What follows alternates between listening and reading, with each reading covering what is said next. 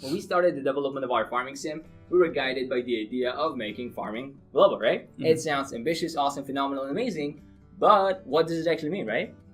And as American scientists proved a while ago, 70% of people are actually visualizers, and as we all know, American scientists are pretty smart. It's pretty good to listen to those guys, you know? And this is why we came up with this video we'd love to show you right now. Sounds good? Okay. Alright, let's go with the flow.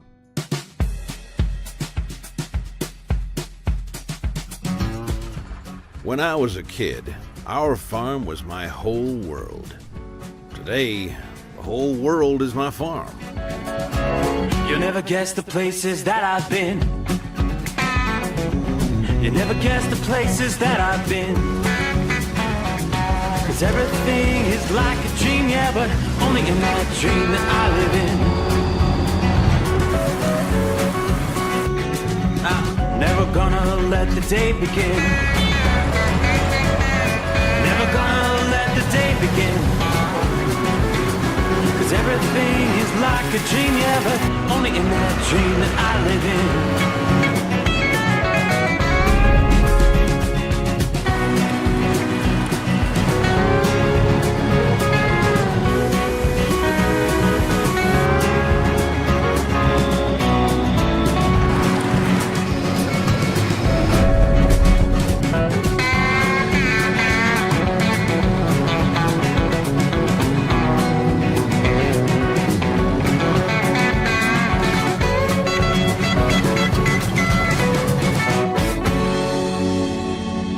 So where do you want to go next? Exactly, sir. Where do you want to go next, huh? No plans about that? Here's the deal. Please memorize this question. Keep it in the back of your head, because actually I'm going to bring it up again after the core part of the presentation, and you're going to be like, oh, I got this guy. This is what he meant. Sounds good? Alrighty, sir. You know, in our game, farming is global not only because you can farm in the diverse parts of the world, taking advantage of a different climate or regional crops, but also because you build your own farming empire, expanding to overseas farms as you play. In other words, all the farms are part of a single business, your business, and you can comfortably travel between those locations without leaving your game. Speaking of traveling, do I have a traveling fan over here? Huh? I bet I do. Industry kind of makes stuff done, right, sir? So here's the deal. You know, it's California, it's San Francisco, let's do it this way from now on. I'm going to be your steward, like on a plane. Sounds good?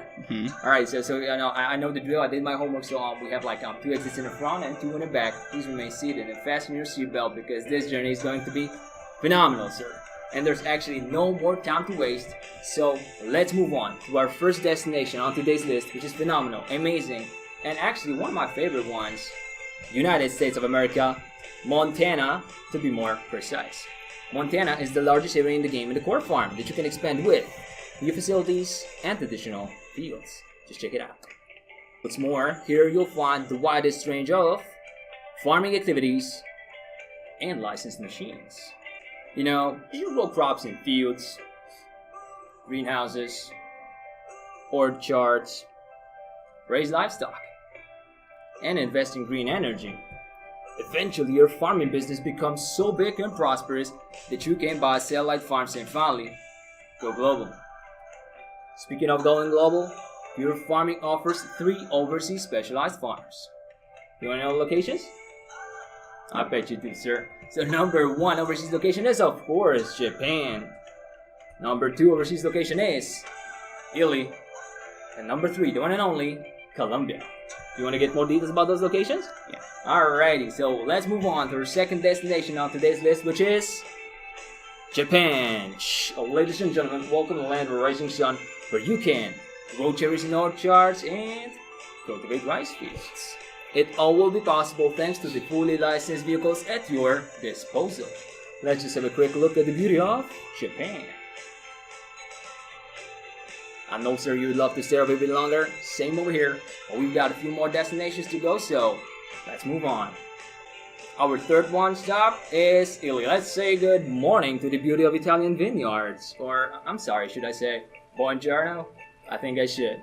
Italy has a perfect climate for vineyards and groves, so it's natural you can grow, both vineyards and groves over here actually. And that will be all possible thanks to the fully licensed grape combine harvester, Gregoire G9.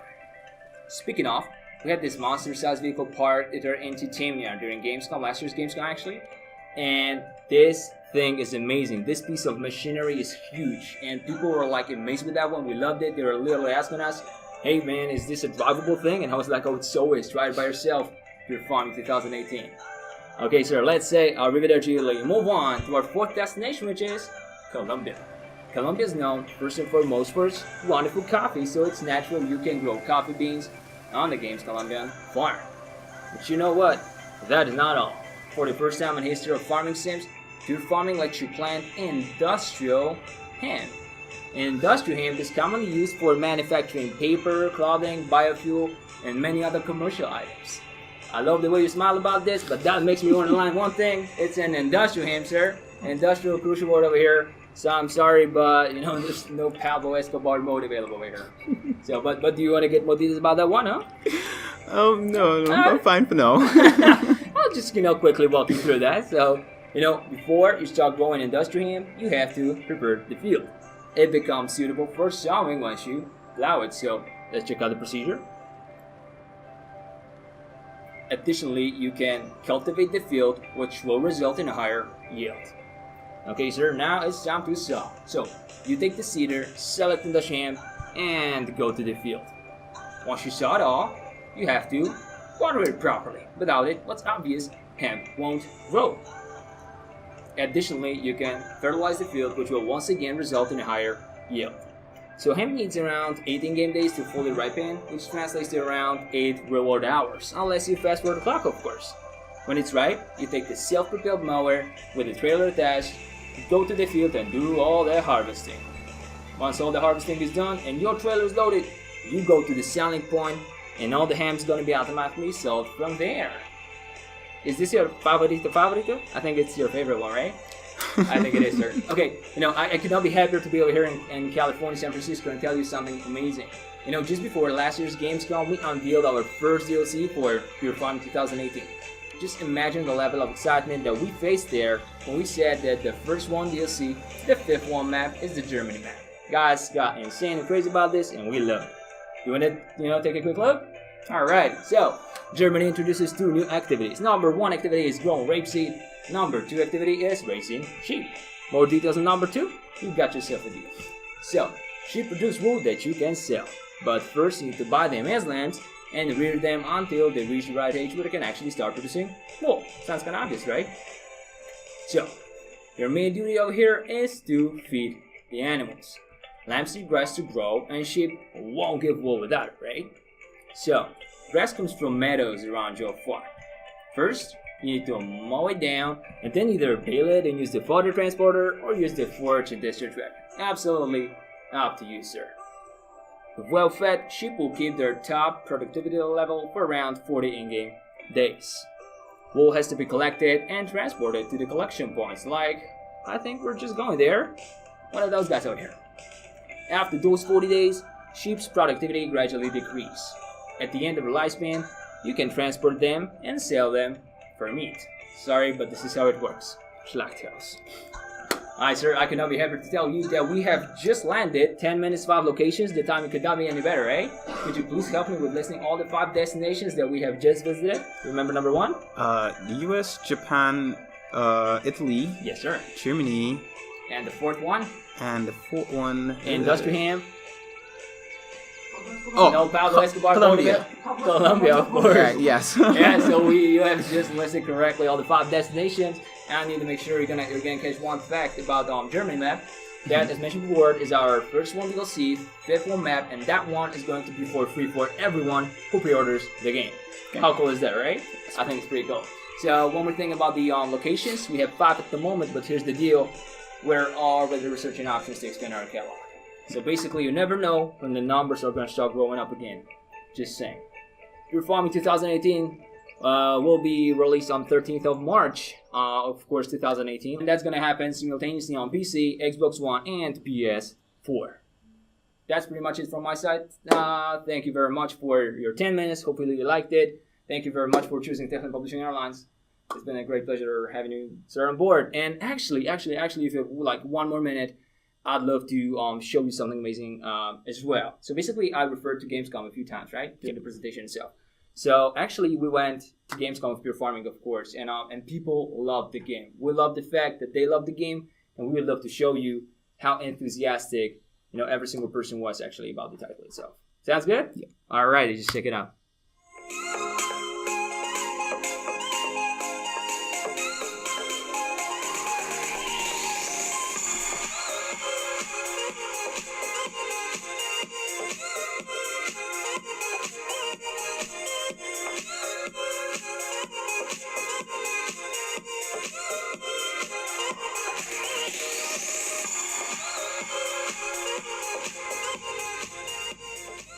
Okay, so first question that I'm curious about: the game is developed by Ice Flames. Ice Flames, yes, sir. Who is Ice Flames? Basically, Ice Flames is a studio we hired. Mm-hmm. It's a studio that was actually created to create a game, to develop the game for us.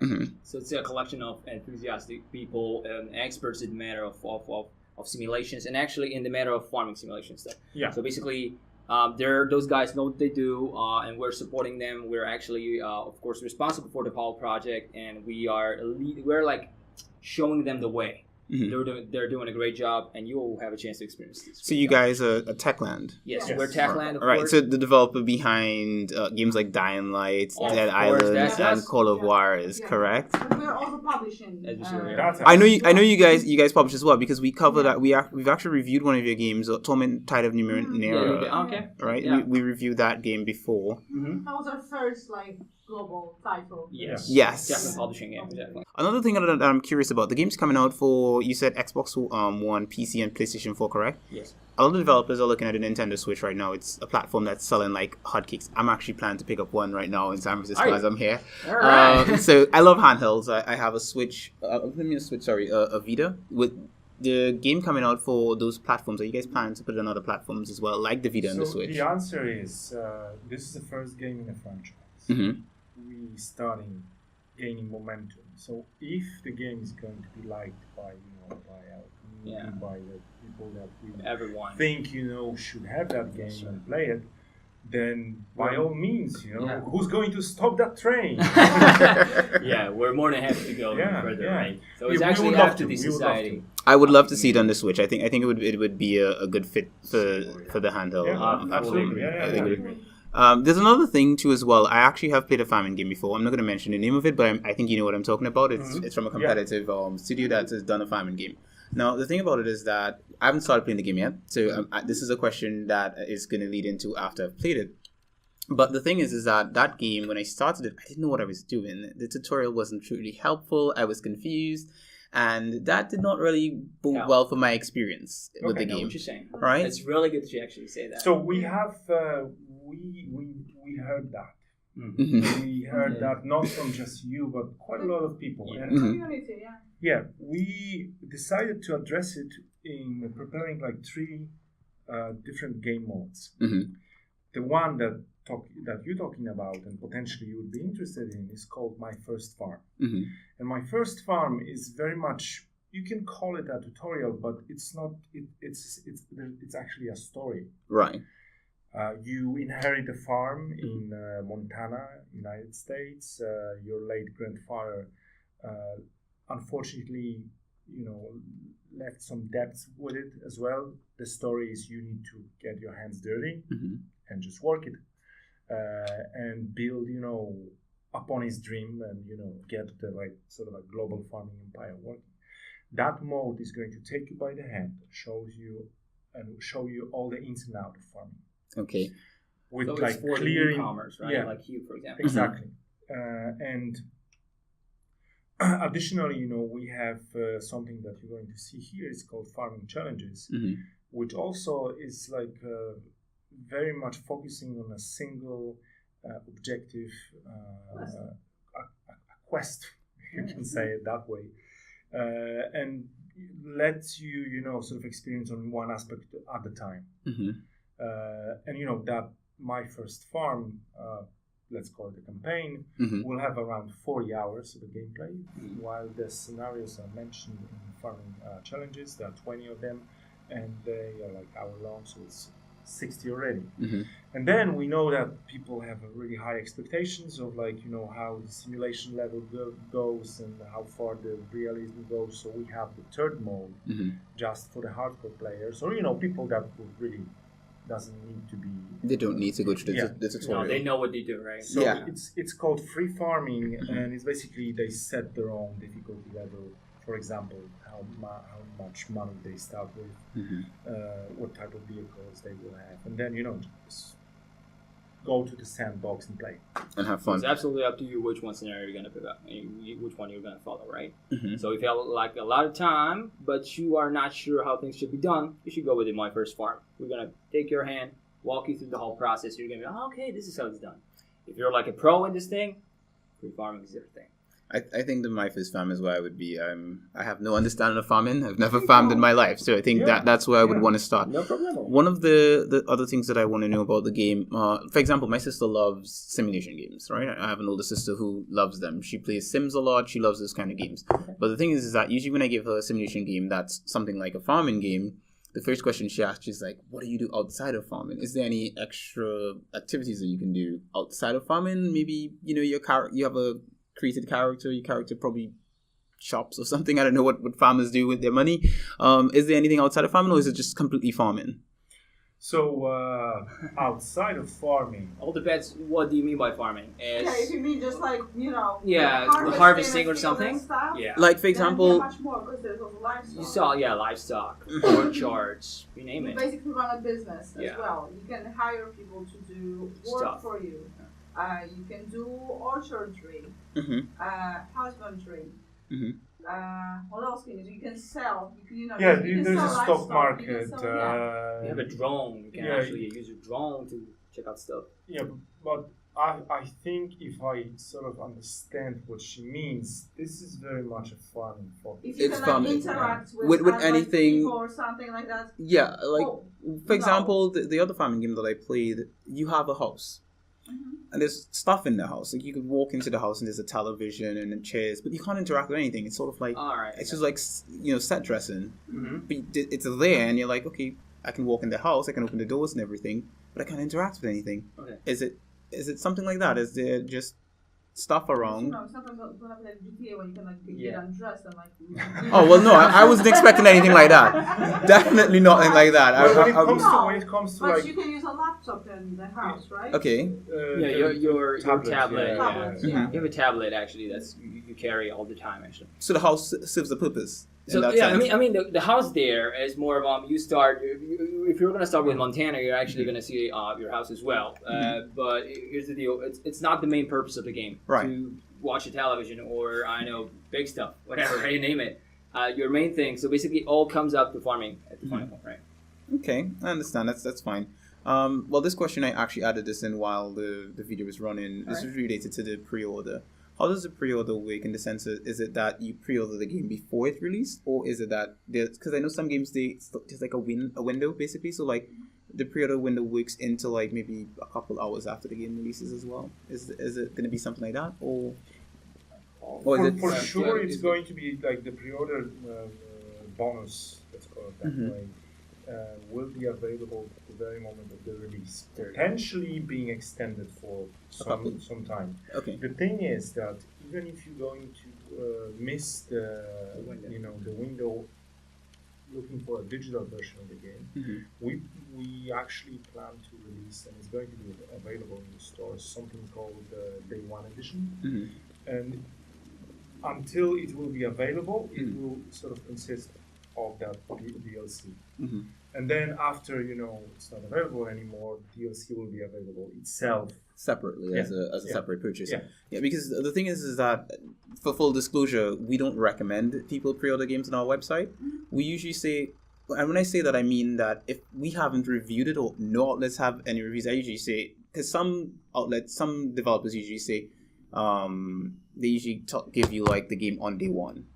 And say, okay, that you now get a review of it. And I don't think that's fair to the gamers, because then you're buying a game and you don't know what it is yet. And so I usually tend to hope that when it comes to publishers, a lot of publishers allow us to put out our reviews before the game comes out, like a day before, whatever have you. And so that way, when the review goes up, because we don't do score systems on our website. We tend to give an opinion. So we give an opinion of the game. You decide as the the person pitches in the game if it's the game that you want. So for example, me playing this game, I'll play the game and I will go over everything that's in the game. I'll go over what you can do, what you can't do, what I would have liked to see, what I love about it, and someone watching that review can then decide for themselves: is this a game that I want, or is this a game that I don't want to buy? All right. And so how we're addressing this is, for example, giving the code to quite a large group of YouTubers. Okay. Also, but it's like, as a publisher, we would prefer to have reviews out before the game is released. Of course, yeah. I appreciate that. Because when you wait until the very last moment, you have the embargo. It kind of makes people anxious, and I feel like they don't trust us because we are trying to make them buy the game without them knowing what's inside, right? Exactly. We are aware of this. Problem being, development is still going on. Right, I understand that. So it all depends on how much is fixed. So it all depends. We are still working on it, and we haven't made up our mind. This is actually something that we've discussed. Whether when we're gonna go on with the reviews.